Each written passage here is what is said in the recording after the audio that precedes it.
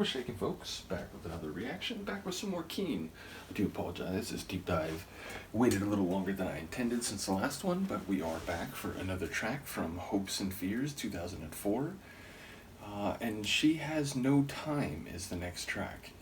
My first thought when I looked at the title was that it reminds me of Depeche Mode's A Question of Time, and not so much in terms of that title, but the subject matter of that song. Now, I don't expect this song to have the same subject matter. I suppose it might, but either way, I feel like this is, if I had to guess, that it would be more singularly focused, about a particular person being out of time, whether situationally or biologically, meaning, someone could be ill and know that they have a terminal condition. But ultimately, I wonder whether the pressures might be more interpersonal, maybe romantic, maybe you have a very limited time to make a decision, and perhaps if you don't make it, it'll sort of force a situation into a particular direction rather than another. So let's find out what it actually is, or at least what I can catch on the first listen. This is Keane. The track is She Has No Time, and it's from the 2004 album Hopes and Fears. Or it would be if I use my brain, which I try to do as much as possible, but not always the case. Here we go. Keane, She Has No Time.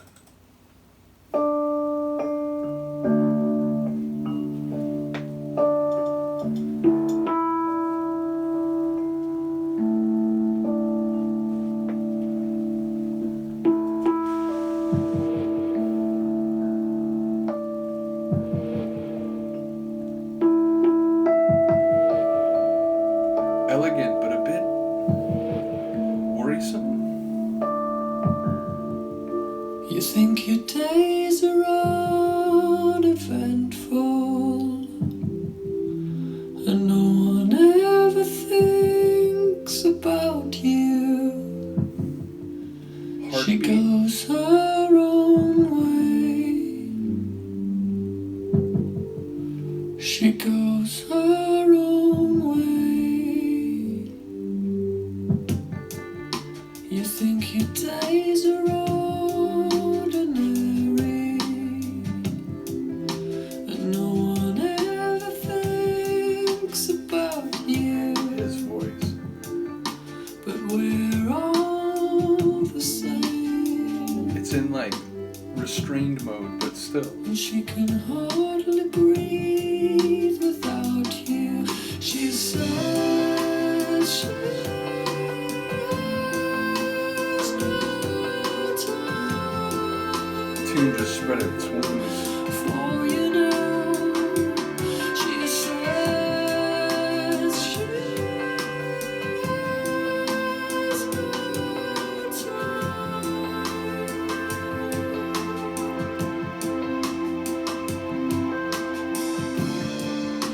Well, think about the lonely people,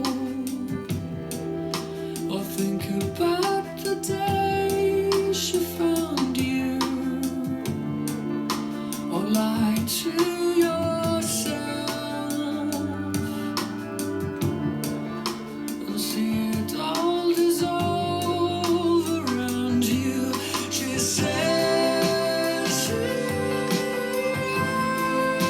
has no time for you now. She says she has no time for you now.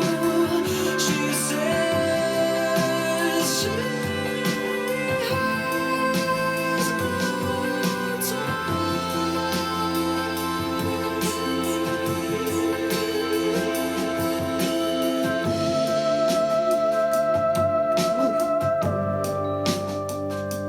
The resonance.